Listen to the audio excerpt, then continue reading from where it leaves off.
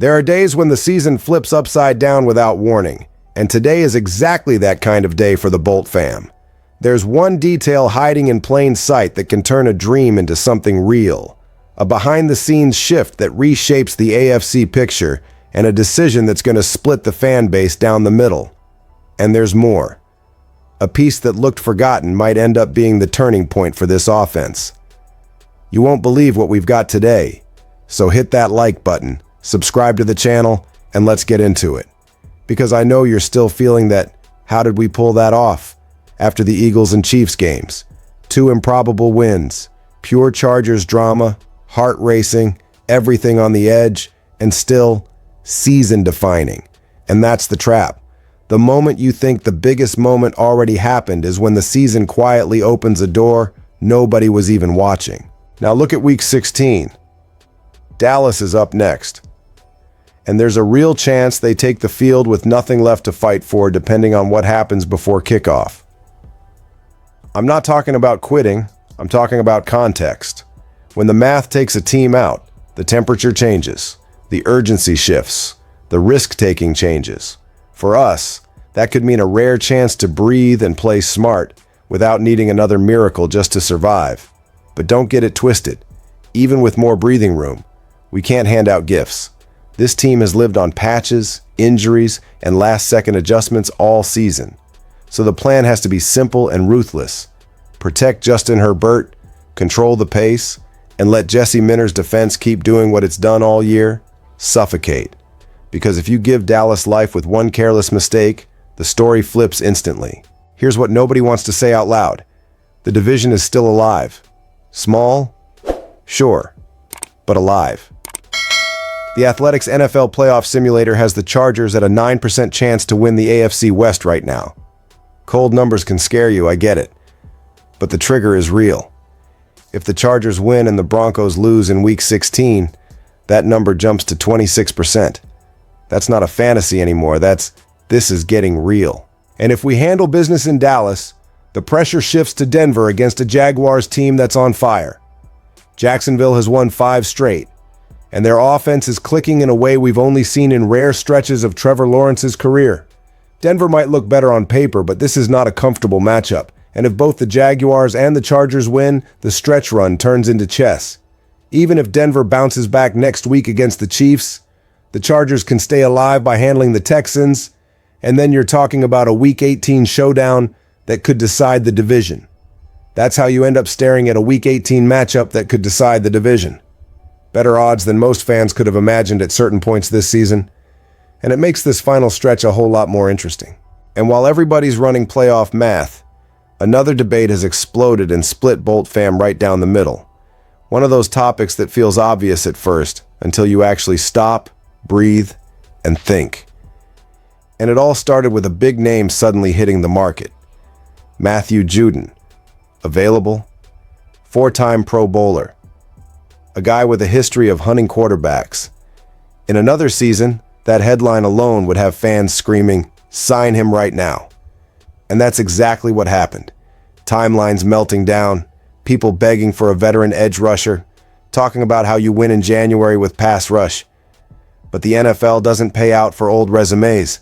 It pays out for production right now. Because the truth is blunt.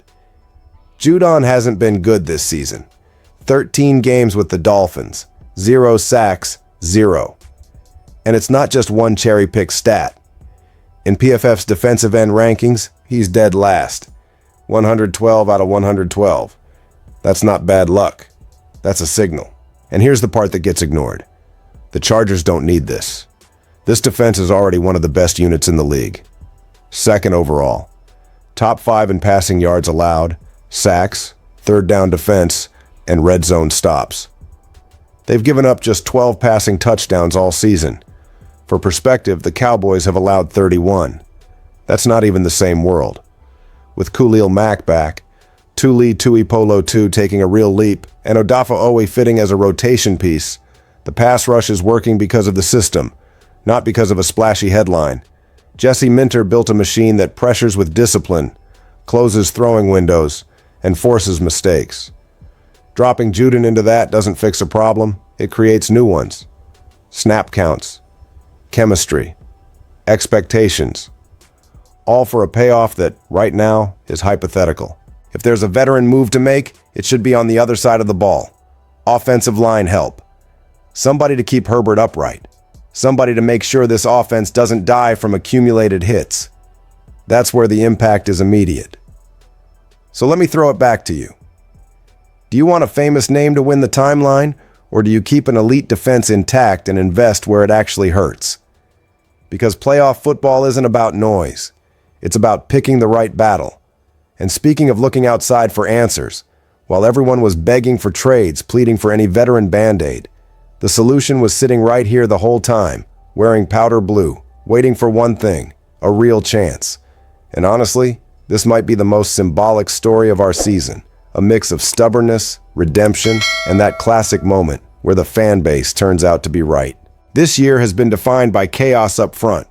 Joe Alt out, Rashawn Slater out, two pillars gone, and the plan turned into survival. The front office chased outside fixes, tested names, tried options that didn't convince anyone, and stuck with paths that only made fans more frustrated. Meanwhile, Jamaree Salyer was still right there, like his past never happened, and that past matters. A sixth-round pick in 2022, viewed as a sneaky draft steal with real positional versatility and good tape against top edge rushers in college. Medical concerns pushed him down, but when Slater got hurt that rookie year, Salyer stepped in at left tackle and didn't collapse. Over 1,000 snaps. Only 5 sacks allowed. A 76.4 pass block grade on PFF. For a day 3 rookie playing a spot scouts didn't even love for him long-term, that's massive. Then came the slide. In 2023, moved to guard, where people thought he'd be even better, his performance dropped. 8 sacks allowed. Grades tanked. Confidence disappeared. The new staff arrived, and Jim Harbaugh with Greg Roman didn't hesitate. The bench. In 2024, a reserve role. In 2025, minimal expectations. Even with the off-season weight loss and the talk about getting back to form, most people didn't see him as a real answer. But the NFL is brutal and fair at the same time. Injuries hit again, including time missed by Mekhi Becton earlier in the year. The outside bets flopped. Austin Deculus, Trevor Penning. The results were so uninspiring the team kept searching for something else, while fans kept asking the same question. Why not play the guy who already proved he could survive at tackle? The answer finally came in Week 9. Salyer got his shot. He played well. Not flashy, but steady. Reliable. And coming out of the bye, the call finally happened. Starter at left tackle from Week 13 on. Since then, he hasn't looked back. His pass block grades as the starter tell the story. Week 13 at 72.2, Week 14 at 77.0, Week 15 at 73.5. Cleaner pockets, Herbert breathing, the offense functioning. This 3-game win streak runs straight through that stability. And now the question changes. Are we watching a temporary patch or a piece that can matter to this roster long term? Because sometimes the upgrade you're searching for on the market has been in your building the whole time. And just when you think you've seen every plot twist this season, here comes a fact that hits like a gut punch and somehow lights a fire of hope at the same time.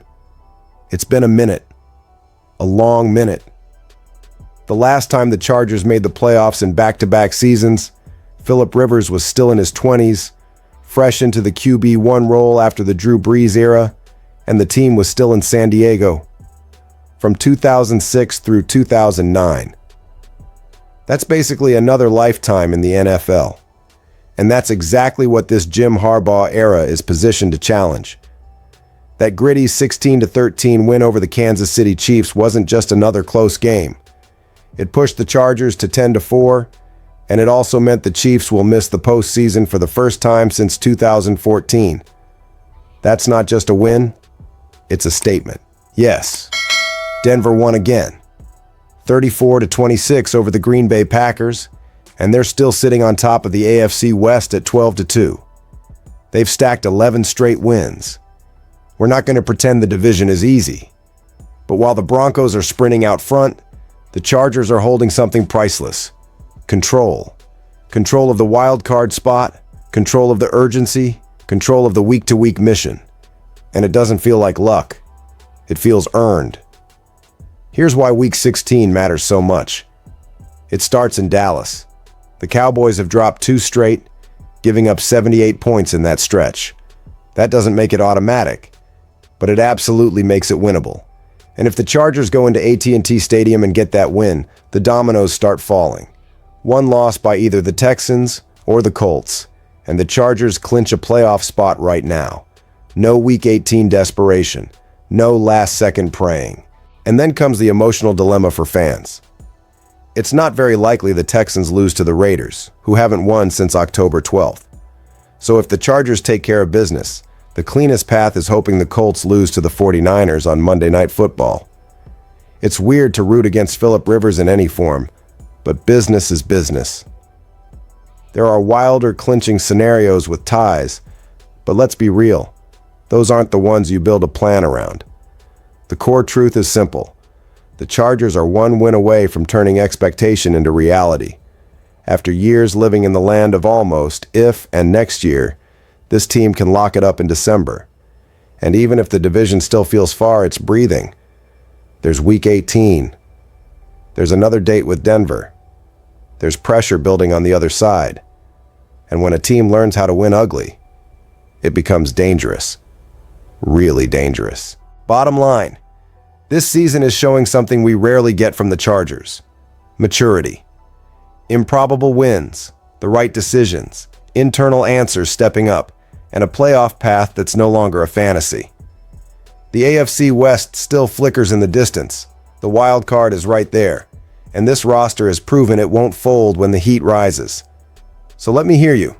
How far can this lightning really go? Are you willing to dream bigger? Or is it 1 week at a time from here? Hit like, subscribe, and drop your take in the comments.